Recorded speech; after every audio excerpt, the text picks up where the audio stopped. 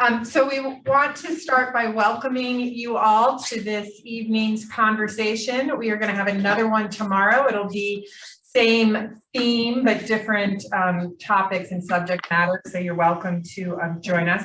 My name is Stacy Zach, and I'm the manager of Workspace.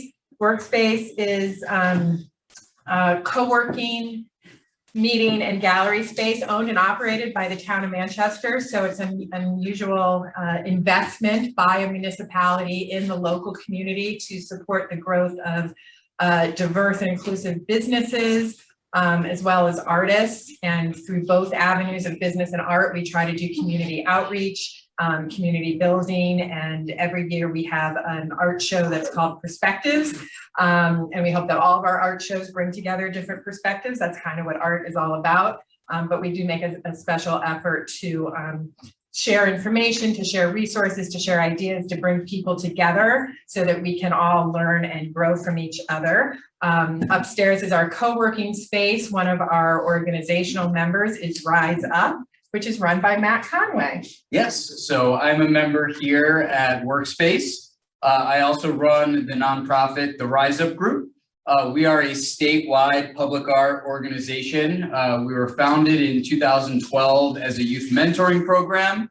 We did our first mural in 2015. And as many of you have probably seen on the streets, public art has just exponentially increased over the past 2 years. So we really thought it was important to, start opening up access to all of these great public art opportunities to more artists, and work with Workspace with their network of artists to really start passing this knowledge down. We have an incredible lineup of professional artists here with us today, some virtual, some in person. I've had the honor of working and learning and, seeing these artists make some incredible creations. Some of them are earlier in their careers. Some have been, doing this for 20, 30 years. So we really have a really astounding group of folks to share information. This is going to be a pretty casual Q&A style. We have questions for each of the individual panelists to talk about, and we also want to leave some time for the audience to ask questions too. And for the audience that's here, as I mentioned, this is being recorded, so we will be putting it in our library of resources. Where we're sitting right now is the Main Street Gallery, because it's facing Main Street here in downtown Manchester. We have 3 art spaces, the Loop, which I hope those who are here will have a chance to see our staycation exhibit of local artists, what they did while they were staycating. Upstairs, we have more art in the co-working space. We call that our Creative Commons. But in case you're curious, we partner with other departments in the town of Manchester. This exhibit is put on by the Family, Leisure, and Recreation Department, and it's a vision for the future of how they want to evolve the public parks and public space. And I don't think those of you on Zoom can see, but there's a lot of public art and murals, and we have a sculpture project here in town. So it's definitely in the forefront of thinking of how important art is. Yeah, Manchester's invested over $100,000 this past year in art and public art projects. I think they have to be one of the leading communities in the state pushing this forward. So it's been an incredible partnership. I want to now take some time to introduce our panelists. I'm going to let each one kind of do their own introduction when I'll shout their name, and then we'll get into the questions. So first, sitting to my right is Ben Keller. Him and I have worked together on quite a few projects this year, kicking off first with the giant Martin Luther King mural that is on the Mahoney Center. So Ben, if you want to just quick intro. Yeah, as Matt said, my name's Ben. I don't really do panels like this often or public speaking, so this is pretty exciting for me. But yeah, so I'm based out of Vernon at the moment, but spent a lot of time in Willimantic and grew as an artist there over a number of years, started painting murals in that town, and then from there just expanded, work all over the state and New England now. And so, yeah, partnering with Matt, partnering with Rise Up with CT Murals was awesome. And yeah, that was only like less than a year ago. Yeah. So it's been an awesome ride ever since.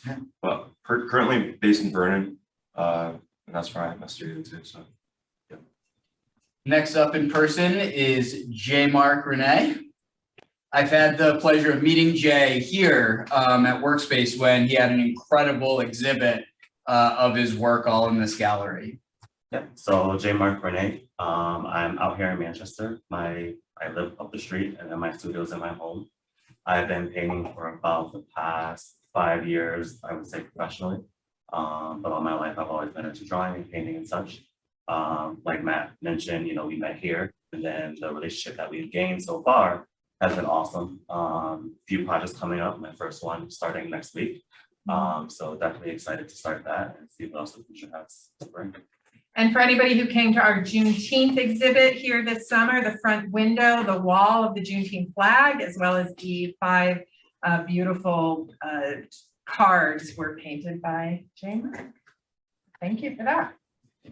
So jumping over to our lovely virtual panel, I've had the pleasure of working with RC on a few projects, also on the MLK series. He is internationally known and also does work for Disney. So really honored to have him on the panel. Yeah, just born and raised here in Connecticut. Although I do find myself traveling quite a bit each year. I have had awesome opportunities to really travel throughout the country and internationally doing my large scale murals. And now just reconnecting with Matt and doing all this work right in my home state is wonderful to be able to kind of express my love for what I do with the communities around me. Yeah, I'm just, I'm learning as I go, the business of art. It's great.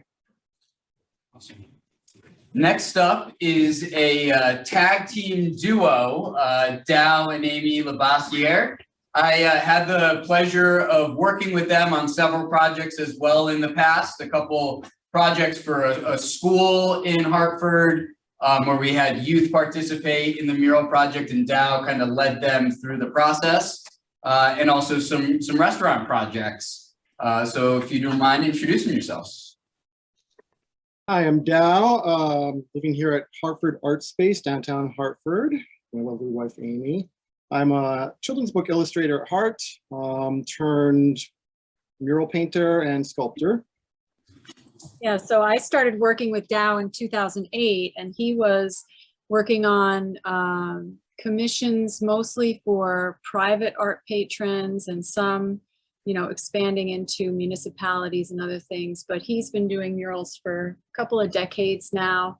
And I really focus on, while I love to creatively collaborate and get in there, I focus on the business side of the business. So I can work on the business while he's working in the business, or maybe it's the other way around, but you get my gist. Thanks for having us. This is great. Thanks. So when I first wanted to do our first mural in Connecticut, I lived in downtown Hartford at the time, and the building I lived in, first floor all the way up to the 20-something floor, was filled with beautiful artwork. And on one of the pieces, it had a little token that had Joe Sam's email address on it. And so I reached out to Joe Sam, had no idea he lived in the building too. And he really helped to kick off our mural work in Connecticut with Gene Manzelli. But I'll let Joe give a quick intro, and also I'll intro Gene afterwards. Can you guys hear me? Yep. Oh, okay, great. I don't know whether I'm on the screen or not. I'm the oldest one in the bunch, so I appreciate the opportunity to share anything I can with you guys. Born and raised in New York City in Harlem, and my major studios are in San Francisco, California, in the Shipyard. I moved to the East Coast to be near my grandkids and landed in Hartford, Connecticut via Manzelli. And I do a lot of public art around the planet. And I also, ironically enough, I do mixed media work. And one of the things, that I've done, and I've done so much over the last 40 years or so since I've been a full-time artist, is I've never done a mural myself, but I've subcontracted out many muralists around the country and internationally to complete some of my physical sculptures and things that were required for buildings. I work with architects, landscape engineers, and I have an office for many years in an architecture firm in LA, designing train station, golf course, lakes, public schools, and these sorts of things. So that's my background primarily, but my love is mixed media art. So when I reached out to Joe, he said, I don't do murals, just like he just said in there, but he said, I have a good friend who does. And he introduced me to Gene, and Gene has been just an incredible advisor, friend, guiding light to this organization since 2015. We met in the lobby of the apartment building, and she passed on great knowledge then and has really been influential going forward. So Gene, if you don't mind introducing yourself. Matt, after that, I got nothing. Anyway, yeah, I was doing murals at the time. I was doing private stuff. I wasn't doing public, but I always thought that was where the juice was. That was where it was really going to happen. And seeing this happen is just marvelous. I think of myself as a kind of session player, a background musician. I know a lot of people. I've done an awful lot of stuff, but I myself don't think I'm very well known. I started out in jewelry. I had a 20-year jewelry career, and I just love jewelry. I mean, I don't care what it is. I'll wear 10 of everything. But after a while, I couldn't go any farther in the design work I was doing in New York and all of that kind of thing. I really wanted to be with my kids. So I decided I would move into the thing I was least good at. It was an interesting choice. I never painted, but now I've come to love painting. I paint all the time. I teach at Tunxus. And other than that, I don't know, man. I just talk a lot. Okay, that's it, Matt. I got nothing. Awesome. And the best thing is we are still on schedule with getting through the intros. So that's great.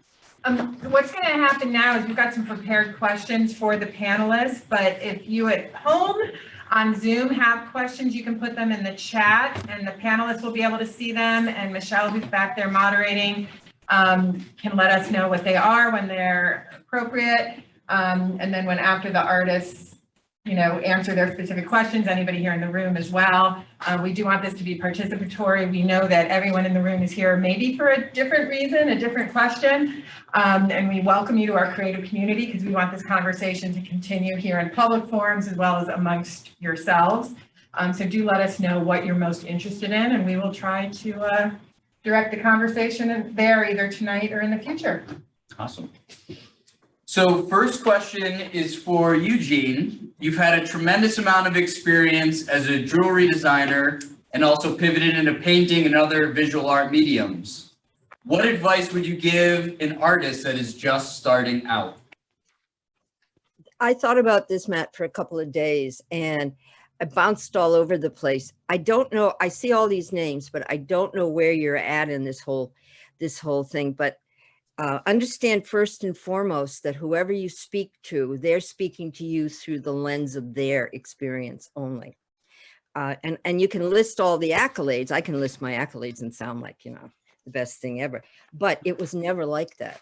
It was always one more piece of work. And when you hit the job and you get started on it, and the thrill of doing it, and when it's over, it's like somebody else did it, I mean, you don't write it. It's the doing of it. It's a blast.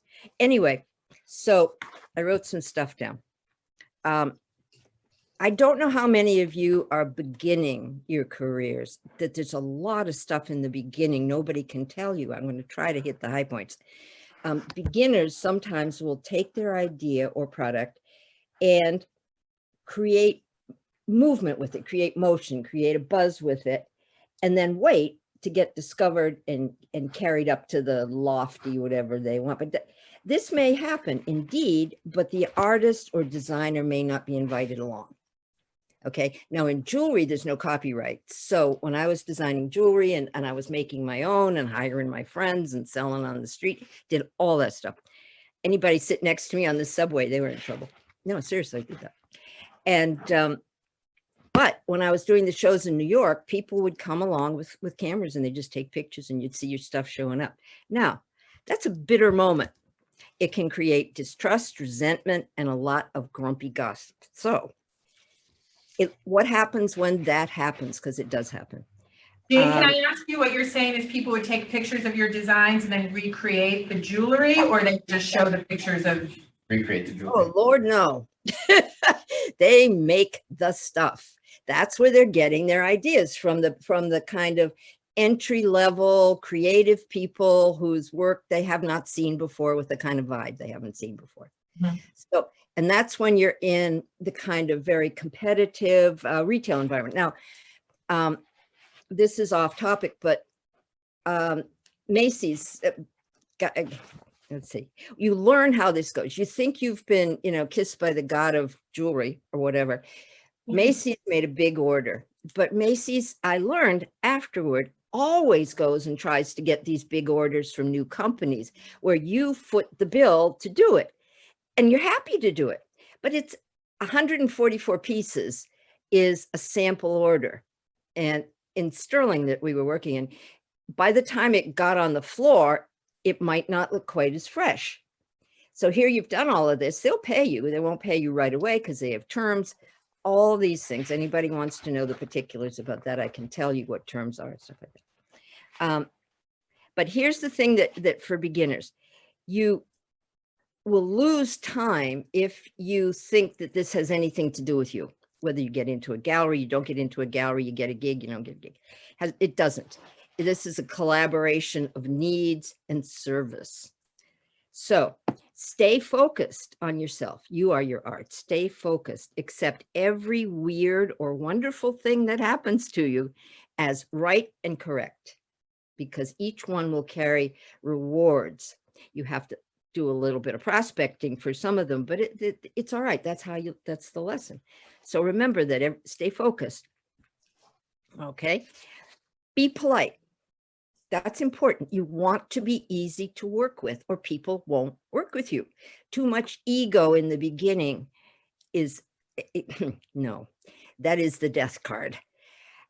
And be easy to work, be polite. Know that everybody is somebody's daughter or somebody's son and they all ate paste and they're not bigger than you. So, but another thing is, the paste is tasty. Come on, it's always kind of minty.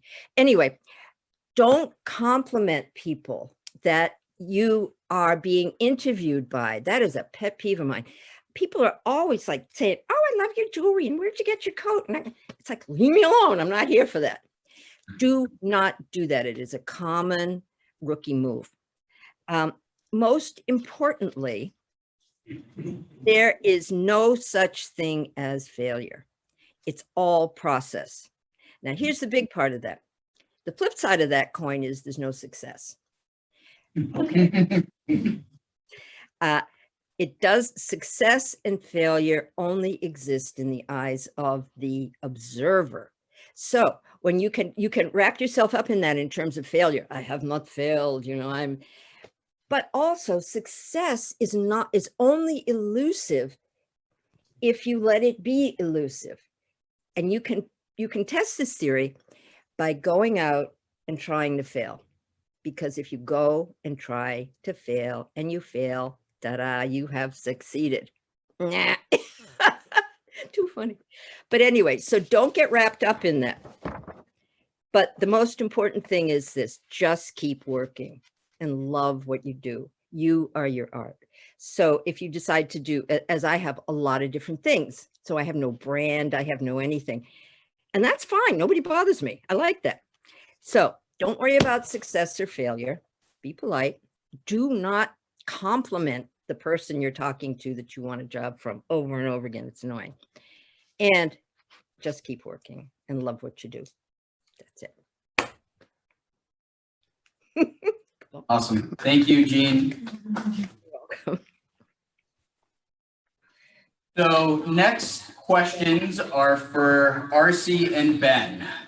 You both right now seem to be the busiest artists that I've ever met. I actually I get excited for you when I see you on social media with your families or kayaking because I'm like, they're taking a break. This is nice. Creating new murals almost weekly, how do you market yourself? And what do you do to book these jobs? Ben, you can go first since you're right here. So my marketing is it's pretty much non-existent. It's everything I do is usually through word of mouth, and all the clients that I'm approached by or inquiries to my website.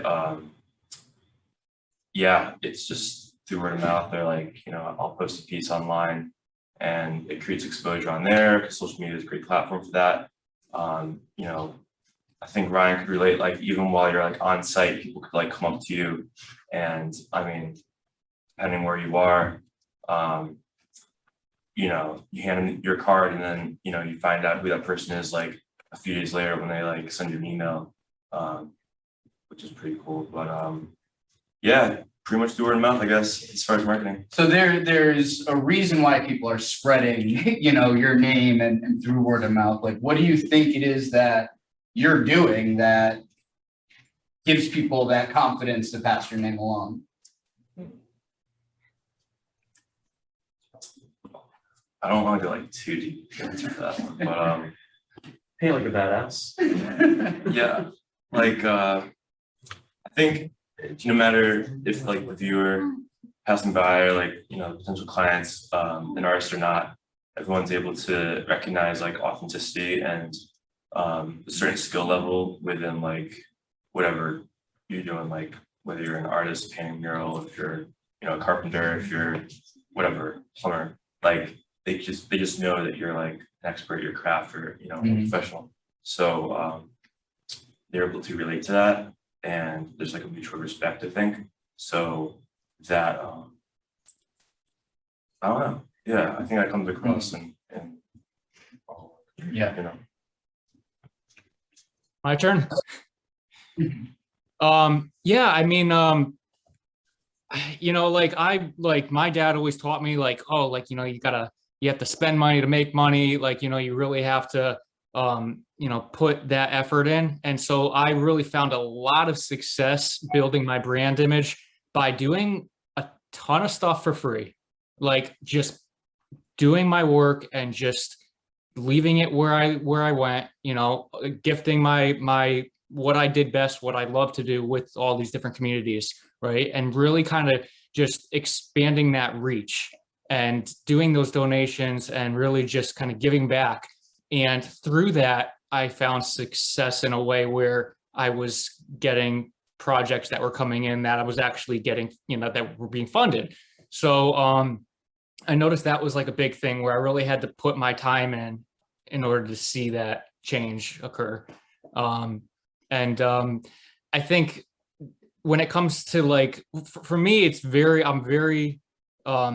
important to me to have a brand image and to have the continuity behind what I do, because I find success through people connecting my work, wherever they go. So if they see my pieces in different areas, they will be able to identify that they recognize, oh, well, this is an RC piece, which to me, it helps my image because that networking and that, the movement of people, suggesting, oh, well, you should have him and whatnot. I see more and more workload come in. So I think it's just the continuity behind the design and just that kind of structure and just going forward with pushing it that way, making sure that everything has a similar tone to it. That's where I found a lot of success there. Can I ask, have either of you applied for any of the state grants early on in your career to get support? Or are you connecting with organizations that are doing that, like Rise Up? Well, I mean, well, Ben, do you have anything? No, go ahead. Yeah, I mean, I definitely applied. I know I applied for the state was putting out grants during the whole pandemic year, and I don't know about the other artists here, but I got hit real hard with the pandemic and with my workload, and I really needed to rely on like the state helping out, you know. And but I mean, you know, I think like a lot of times like I was just able to work with just communities that were able to probably tap into that kind of state funding through their professional, you know, resources and their platforms. So I haven't really had to go and do that kind of legwork myself. It's always nice, always easy as an artist if you can have that kind of be held, you know, handled by other involved management. Yeah. At least for me, you know. Jack getting paid. Yeah.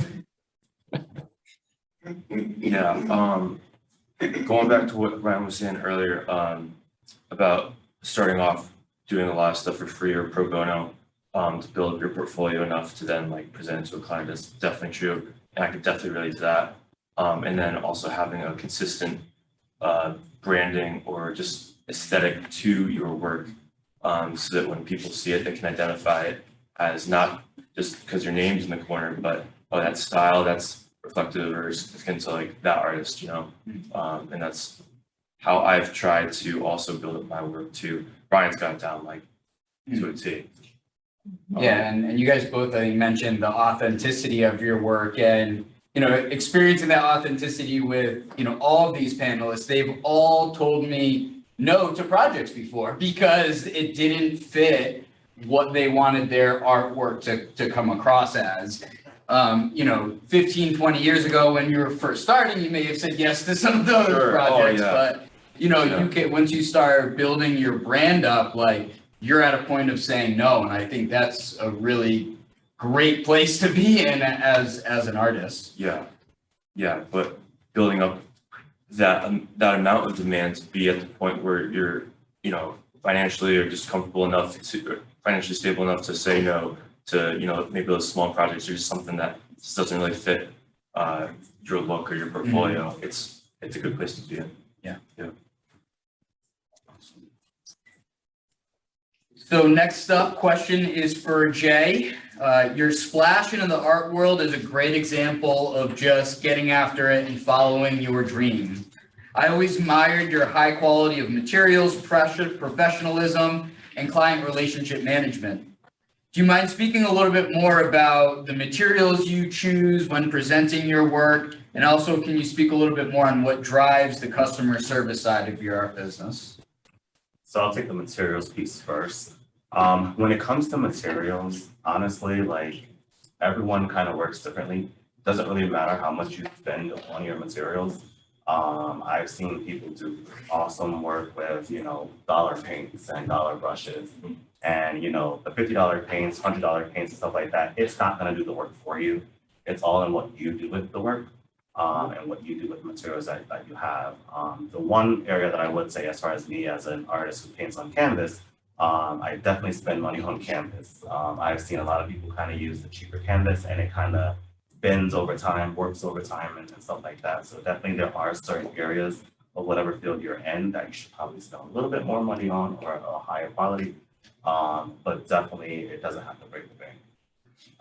When it comes to customer service, I'm very keen on customer service. I like to break the two into kind of two categories, which I call internal and external. So external is what you're used to as far as working with people who are actually buying your work or potential buying your work and stuff like that. You always want to make sure that, you know, you're nice to them, you talk to them. If you're doing events, nowadays we're kind of in our phone a lot. Get out of the phone, talk to people who walk up to you, introduce yourself, etc. You'll be amazed at how many people actually like in your phone will just walk right by. But if you just look up and say hi, makes them stop. And I've talked to several people who, you know, they didn't buy because people didn't stop or just say hi. So just be aware of that. And then internal is just as important as external. So internal are going to be the people that you're working with that are like organizations like Rise Up and CT Murals, working with Workspace, working with promoters and people who are putting together events and things like that. You want to make sure that you're always professional with them. You're always nice with them. I think Jean mentioned it earlier as far as, your ego and stuff like that. Definitely make sure that you are putting your best foot forward. Making sure the expectations are clear, when you're talking with these people. A lot of times there's miscommunication because maybe one party isn't necessarily speaking up. Make sure that they know what you expect and they know what you expect from what you're doing for them. And then also being on time, that's very important. Following up, even if the people that you're working with are not necessarily the best at following up, if you're working on the job, if they're asking you, I would always just make sure that you're doing your end. And then it's also a mental note. There have been actual well-known galleries that I've worked with that when I worked with them the first time, it wasn't a great experience. And it was just a note for me not to work with them again in the future. But I definitely just make sure that I remain professional and go forward. Nice. Awesome. So Joe Sam, I am honored to have some of your artwork in my house. And, I'm just blown away by the levels of your work, and it's just incredible. You've also had a very diverse career, before your art career. Yeah. And I'm curious, how have those other experiences in life influenced and benefited your art career? Well, being the oldest one on the planet in this room, my coming to my art is very different than 99.9 most artists who have established themselves. I never went to art school. I never studied art in my entire life. And I have never, I'm not uneducated. I went to graduate school, undergraduate school, but I studied something else that I love to do. But I remember as a young kid, and I remember the art teacher in the public school in Harlem I was going to, she once told me, she said to me, Joe Sam, you have an innate ability to do art. Do it for the rest of your life.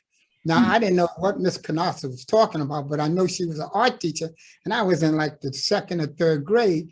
And the only reason that I went to school is they gave me the responsibility of, in the old days, they used to have a blackboard around the classroom, and above the blackboard, there was a band that like Easter, Christmas, and whatever happens, I was given the responsibility of decorating that thing. So I fell in love with trying to come up with conceptual ideas to do different kinds of art.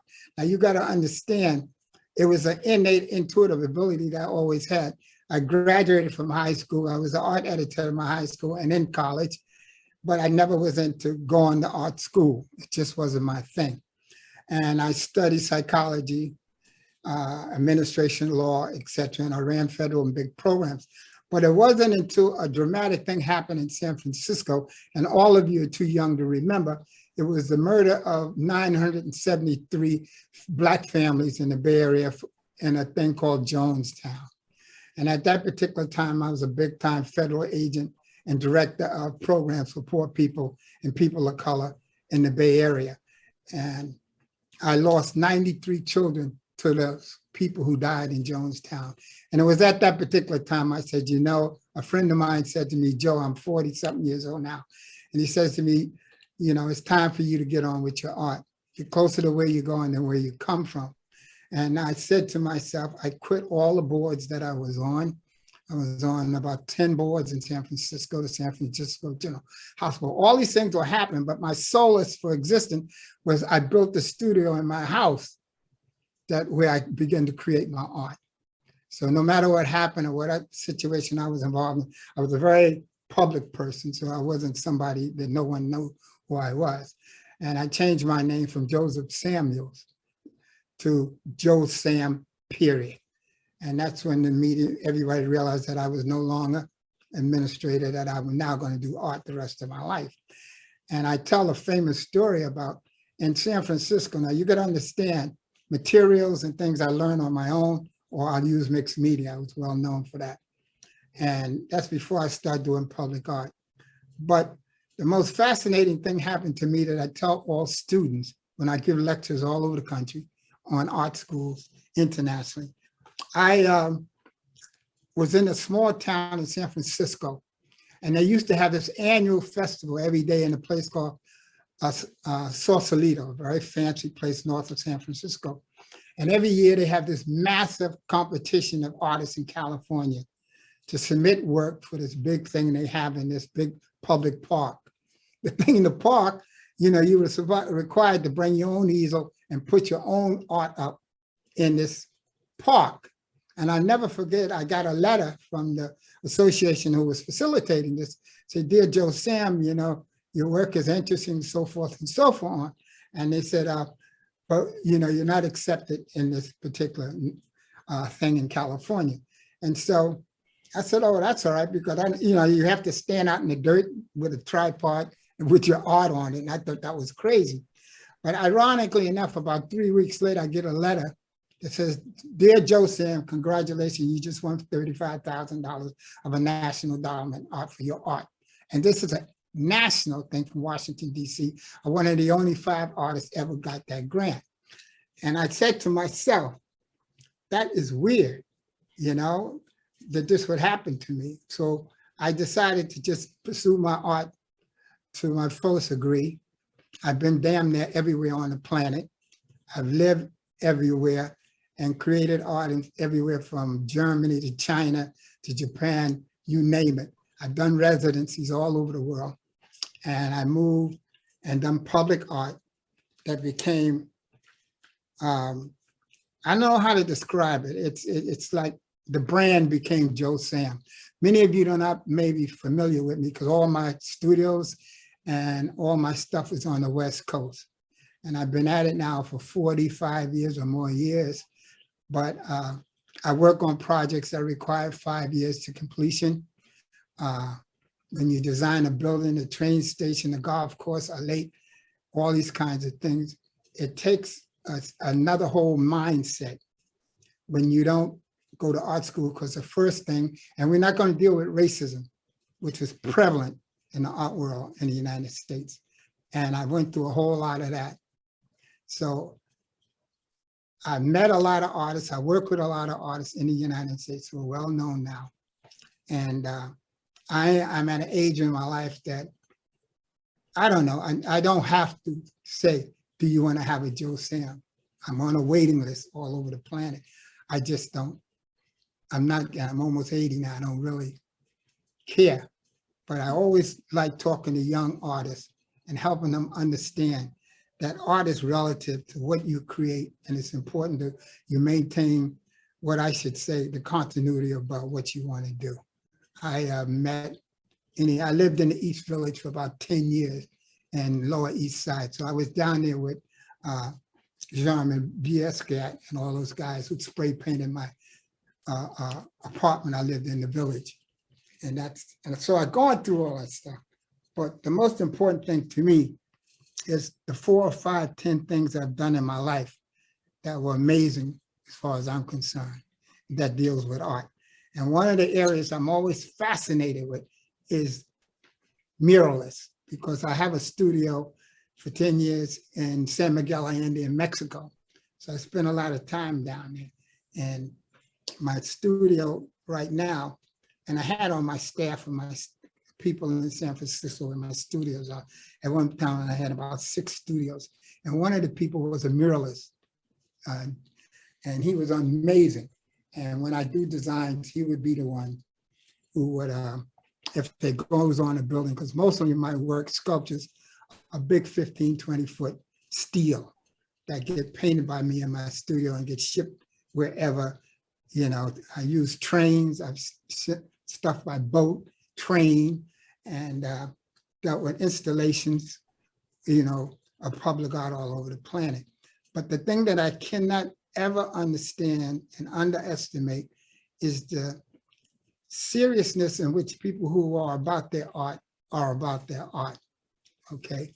And I every time I give a talk or a lecture, I'm always astonished by how clinically and depressing some artists can allow themselves to be. And I can understand it, but it's one of the things as a psychologist, I always try to encourage young artists to do what you got to do and be strong. And you know, when people, I once got to statistics that between the New York City and the middle of the United States, you're talking about 350,000 art students coming out of art school. And that's from the middle of the United States, and going west, there's damn near almost as many. So every one of those people are not going to be, you know, Keith Haring and et cetera, et cetera. So you have to find your own place in your own locale, build your credit up there, and then that's where it goes.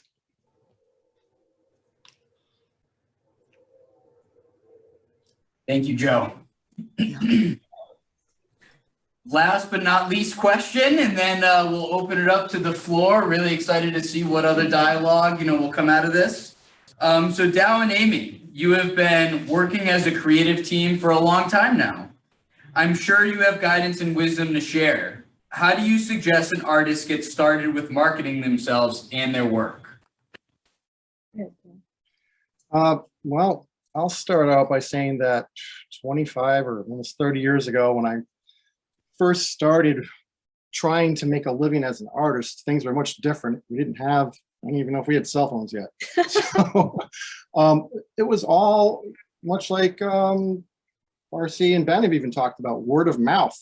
I mean, for me, I gravitated towards using my artistic talents, my skills, my eye, to be of service to businesses. So what I have learned to do for many years is bend my own vision to serve that of a new business that's starting out, and try to create a unique brand image and try to insert as much fine art into that branding as I possibly could.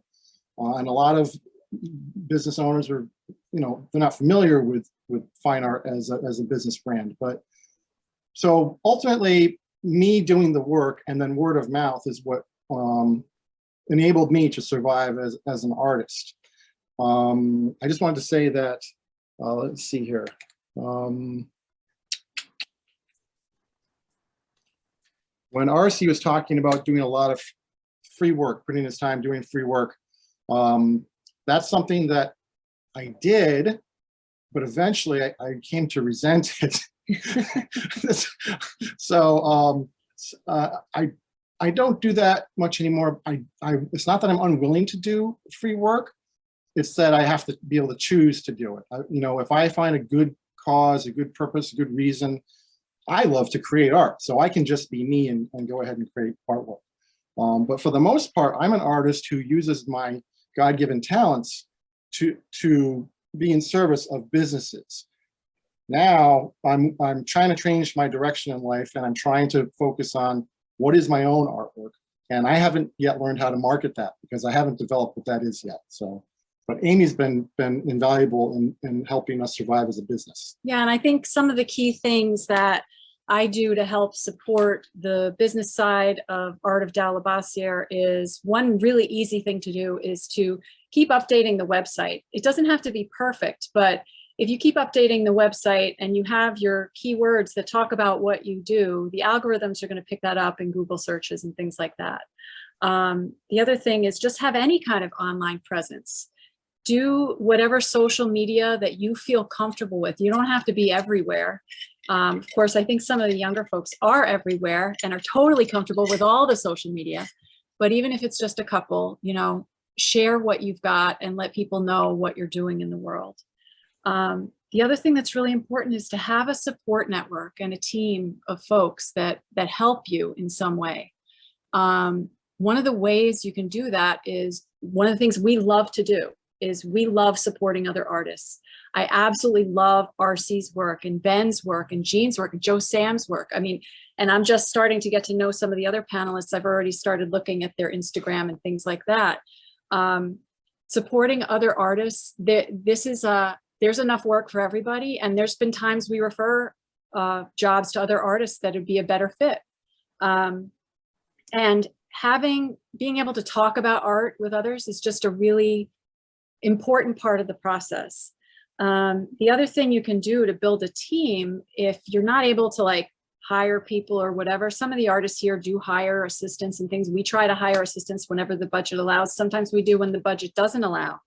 But there are ways to get advisors on your side. So one of the things that I do outside of Art of Dao and Amy Labassiere is I'm a consultant with the Entrepreneurial Center at the University of Hartford and Women's Business Center.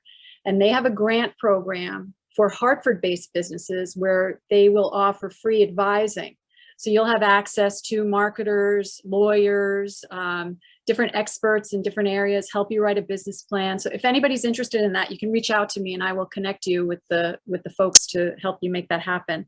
But there are other, depending on where you are, there are other resources available, such as UConn has a small business development council. And you can go, no matter where you are, if you're in the state of Connecticut, there's different areas. There's SCORE, which is the Retired Executives Group. You can find people with the business acumen to help fill in the gaps for you. If you have the ability to partner with somebody, like Dao and I have this great, I collaborate with him creatively, but I really focus on the business side. So then he can, so if you have somebody like that in your life that you can work well together without, driving each other crazy, it's great. And most of all is just keep making your art and keep sharing it and trust that as you develop and grow, your career will too. I mean, it's amazing to watch people develop. And I'm really excited to see where Dao goes in this next chapter. And one more thing, you're already working on your marketing by being here, listening to all, I mean, I just got so much out of what everybody shared. So thanks Rise Up for doing this, and Connecticut Murals for CT Murals for doing this. Matt, what you're doing is great in the community, and I really appreciate everybody being here. Thank you. Thank you. So thank you, panelists, for getting through the questions. And we got through the questions in time, which is awesome. We have 15 minutes for just open questions. Please take advantage of the brain power and the talent that we have in this room right now. Do we have anything online that came through? Question in the back, Tom. Yes. Hi, I'm really glad to be here. I'm a collector. That's how Stacy explains me to other people. I love that. I now describe you as a gallery member. All right, a collector. I'm a guy who likes art. So, and I think it is so cool. I'm sort of new at this. And I want to tell artists that are starting out, accessibility is so key for people like me. Meaning that, like, Ben doesn't know me, I don't know Ben, but we know each other via Instagram. Ben, I'm Tom Man 818. I liked seeing your art on Instagram. I started following you, I started to follow Chris, I started to follow others, and eventually that's accessible. Then I get to meet these people in person.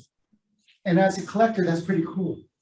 I gotta be honest with you, that's very cool. I meet Jay and I'm like, wow. And so then eventually if I buy art, the art hanging on my wall is from artists that I know. I like the bragging rights of that. And I like also the fact that I have a personal connection. I have a problem with the Wadsworth. It's one of my favorite museums in the world, but it's a fortress. It is as uninviting as the Catholic Church. I love how this place and you people are accessible. And I have to tell you, I am a retired public relations guy, so I know how to market something. I was blown away by Jay's marketing and his exhibit. He had everything from wristbands to cocktails to 4 art pieces that were given out in a raffle. One was not completed yet. He would complete that. That blew me away, that brilliancy of how to market yourself, because that will stay with me. And also the last thing I want to say, you'll probably throw me out, but artists consider having sales once in a while. That's for us little collectors, that's a turn on. Lower your prices. It's something that we can do. And I keep on saying, is that an insult? I don't know. Don't take it as an insult. Take it as an entry point for people like me who want to start collecting art. If the price points just come down a little, you may see us. And again, don't take that as an insult. Just take it as a way of building a relationship with us newbies. And so it's just very exciting to be here. And thank you for letting me Sure. With that note, I want to introduce Norm Greenstein. He is an artist. We have his work in the Staycation exhibit here. We often have his work around Workspace. He has a new book and website, and he was just featured on the 10 to 11 o'clock hour of the Today Show. If anybody on here wants a link to that fabulous 5.5-minute piece, I'm happy to share it with you. Calls himself the Parkinson's Painter. The reason I want to bring you up now is because you were in our Veterans Art Show and you had a large piece that was, you know, hung at a certain price. A young woman was interested in buying it, and I said I would, you know, ask the artist if, you know, you'd come down a little if you want to make an offer. And she made an offer that was pretty close to the price, but it was a little less, and you graciously accepted her offer. And she didn't know at the time, when she fell in love with the painting in the window, that the artist had Parkinson's. So when she found out that she was buying a piece and let us know that her grandfather had Parkinson's and had since passed, and they got to meet. And it was just exceptional to be part of that. So thank you for being here, Norm, and sharing your work. Thank you. Do you have any questions for the panelists or any advice? Yeah. As a new artist, you probably can't tell. As a new artist, how do you know how to price your work? Go ahead. Jay? I know that's gonna be a topic tomorrow, but. Yes. So pricing your artwork is probably the biggest challenge I had when I first started. I did a lot of research online. No one can really tell you what to price your work at, to be honest. Things that I found that work for me, I charge by square inch. So you can choose a price range that you feel per square inch, and then based on the size of your work, you times that out, and then you have your rate. And that is actually what I'm doing currently right now, and it works for me because every year I can increase that price per square inch, and it, you know, gives a little bit more and stuff like that. Some people also do by the hour. The only thing about doing by the hour is if you're a fast painter like myself, something, if it takes you, you know, an hour or two or whatever the case is, you might not be making as much. So definitely, you know, take some of the different ideas and different forms of payment and kind of gauge what people are charging and actually paying for it. And that's right there. You mean charging by square inch on the canvas? Yeah. Okay. So let's say, for instance, for every square inch, I charge $5, for instance, and then you 36 by 48, that is times 5. That's the rate. So that's an easy way, and it's consistent.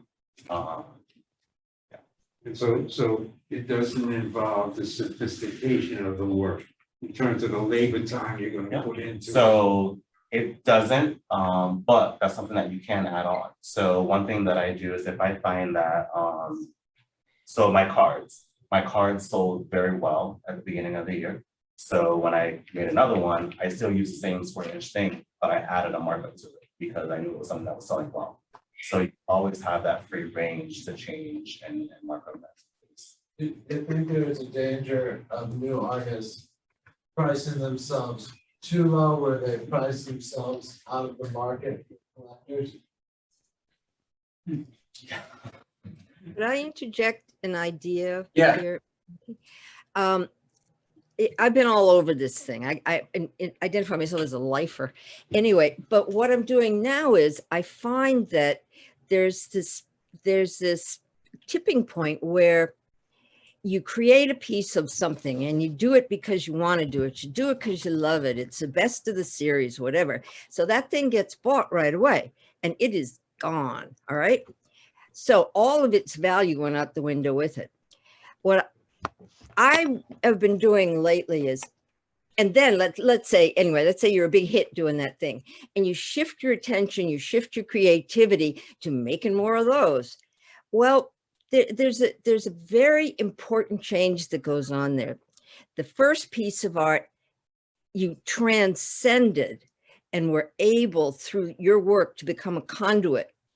And on that page, you made a two-dimensional thing alive. And then you shift to putting it into production or whatever. And that isn't there, you know? So what I've been doing is taking time every day to work. Some pieces are good, some aren't that good, whatever. And whatever's good, I photograph it the best I can. I invested in a big G-Clay printer and I make super high quality prints of my stuff.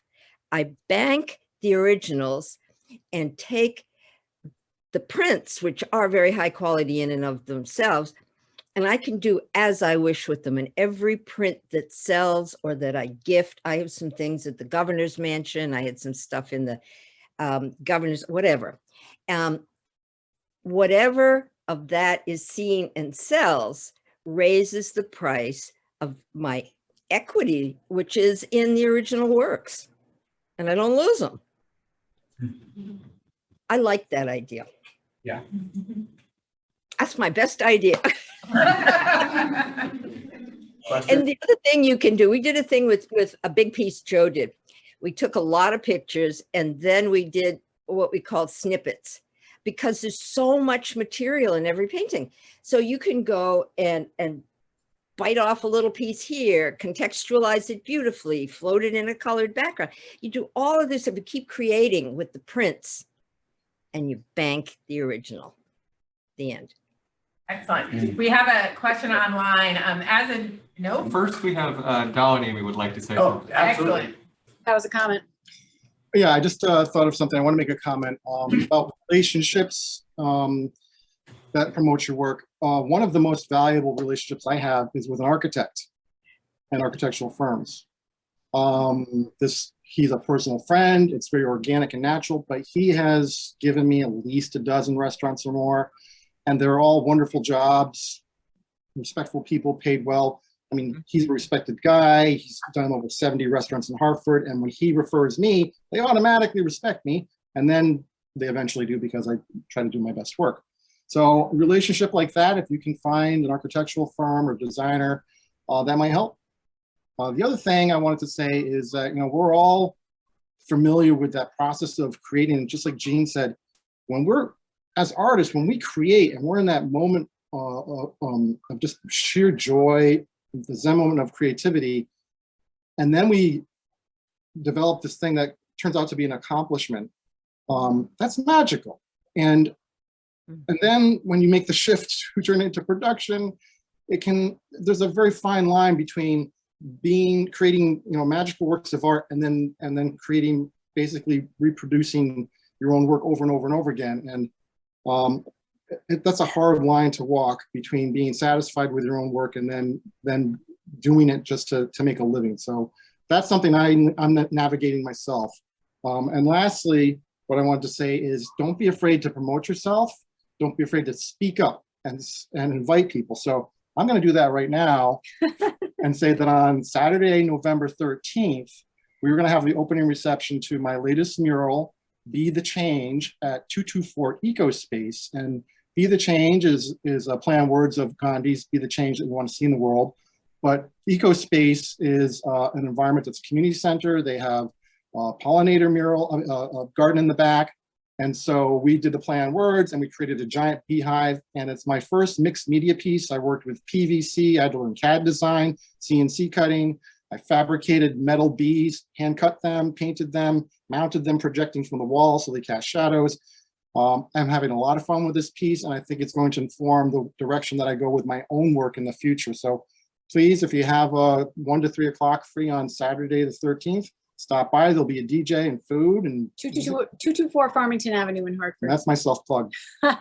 Excellent. If you send me information, I can put it in our newsletter that goes out once or twice a month, because we like to tell people what's happening business art-wise throughout Connecticut. Thank you. Thank you.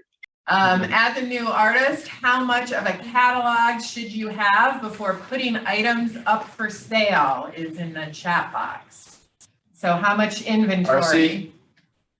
Yeah, I could take this. So I think, Matt, I think you actually introduced that I am a Disney artist. And so I have familiarity with working with Disney Fine Art, and they distribute my art in the parks and throughout the galleries throughout the country that are Disney certified and wherever else. And it was really important for me when I was actually presenting my portfolio of work to Disney that I had a style that was unique to myself and something that set me apart from all the other artists that they had in their roster. Because when it comes to Disney art, and I think just any art in general, I feel like you're going to have art collectors that are going to gravitate towards certain artists, right? And they're going to want to collect those artists' works, and they're always going to, be eager to see whatever that artist puts out next. So you want to really kind of develop that following, and I think I found success doing that through having an authentic and individualistic style that really represents like who I am and how I'm expressing my art through my graffiti roots, through my paint splatter. But I think that, in regards to the question, there's a lot that goes into it prior to really being ready to kind of get that body of work as a whole to be up for sale, because you really want to have all your loose ends tied before you're ready to kind of break into the art world and hope that people are going to want to start collecting your work. And I'm still learning every day. So I think it's just, I think we're all in this together.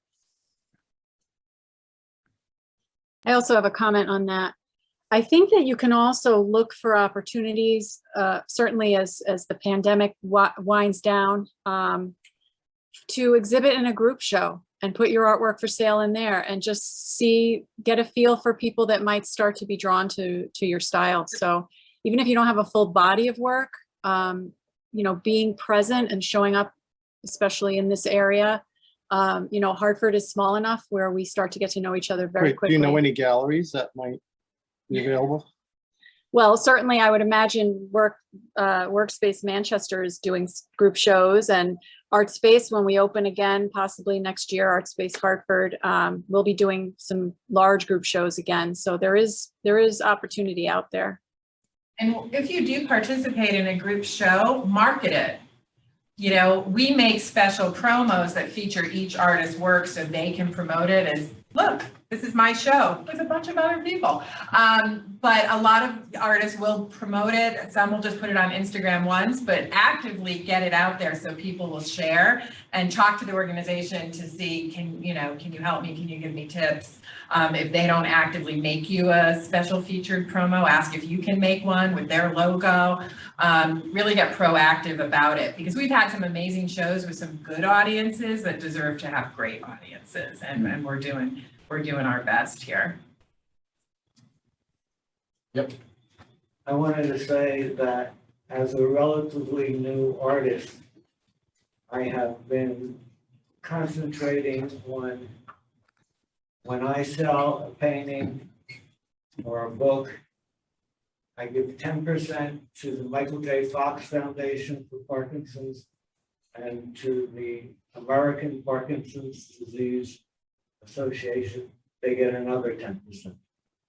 And I really feel good that I'm painting, and I'm enjoying the painting that I'm doing.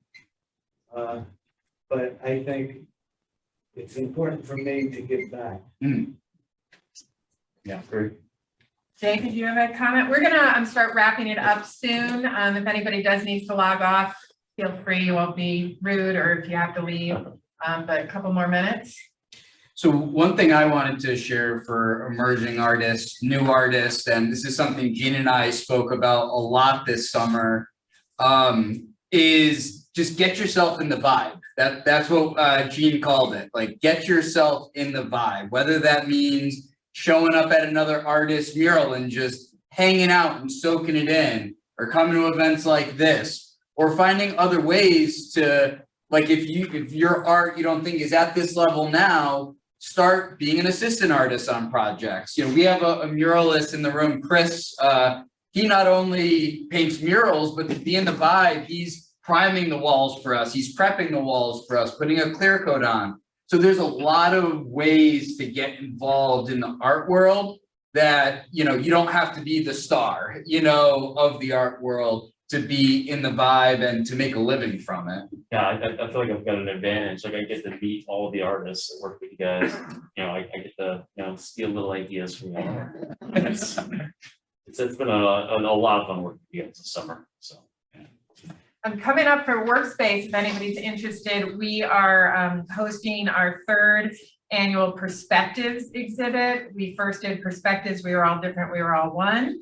Then we did Perspectives of a Pandemic, which is fascinating. And then we're doing Perspectives of Home. We're working with a professor at UConn who's actually doing a research study of housing from an equity lens, the history of housing and migration and settlement here in Manchester. But the art show itself is just your perspective of home, what home means to you, sense of place, sense of belonging, a picture of, you know, stockings hanging over your fireplace mantle. It could be abstract of the home kind of thing. And we welcome art of all mediums, and that includes performance art. We have to figure out how to make that work. We have a poet laureate who puts on poetry performances and open mics. I'm going to be doing a storytelling class, an autobiographical storytelling class called Memoir and Monologue. Actually, I got an artist grant for it, so that in the end, I hope to be able to pay the participants to share their stories. We're working with History Chip, which is a website that is going to be an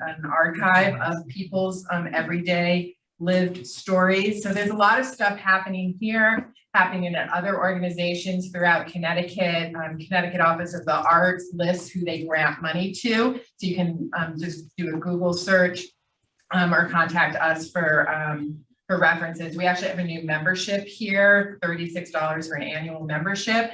And when people come, there's a real estate agent who wants to find an artist who can do renderings of houses. So when she sells them, she can give them to her client. I'm actually having trouble finding artists who do renderings of houses, but we want to make those connections and stuff. So we're definitely here to connect you to people. And again, it's an investment in the town of Manchester. We want to see arts thrive. We want to support artists. We understand the impact it has on community. Yeah.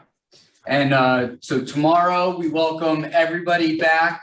Really excited about tomorrow's dialogue around public art, art shows, and galleries. We're going to kick it off by really giving everyone the scope on what goes into a public art production, because there's a lot of stakeholders involved and it could be really intimidating, but we really want to walk artists through that process, especially with the explosion in Connecticut. We also just launched a map of all of our public art we've done from Stamford to Putnam. Over 90 projects are uploaded. Wow. We expect to have all of the catalog of public art done by 2022. So like there's work that Ben's done, RC's done, like that's not on there yet, but we're working on it. So really exciting stuff happening here in Connecticut. Honored that you all came out to listen to the artists. Honored by, you know, the panelists. Thank you. And we hope to see everyone tomorrow. Thank you, everybody.